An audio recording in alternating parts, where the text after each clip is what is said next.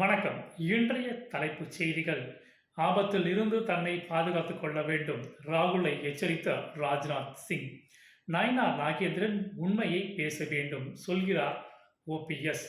சிரிப்பிற்கு தனி அடையாளம் தந்த நடிகர் மதன் பாப் காலமானார். ரஷ்யாவுடன் அணு ஆயுத போருக்கு அமெரிக்கா தயார். ட்ரம்ப் பேச்சு. டிஐஜி வருண்குமார் விவகாரம். சீமானுக்கு இடைக்கால தடை விதித்த நீதிமன்றம். பொறுப்பற்ற தன்மையின் முகம் ராகுல். நிர்மலா சீதாராமன் காட்டம். மேடையில் சண்டையிடும் திமுக எம்பி எம்எல்ஏக்கள் இவர்களா மக்களை காப்பாற்றுவார் என இபிஎஸ் கேள்வி. அமெரிக்காவுடன் பொருளாதார உறவு முக்கியமானது சொல்கிறார் சசி தரூர்.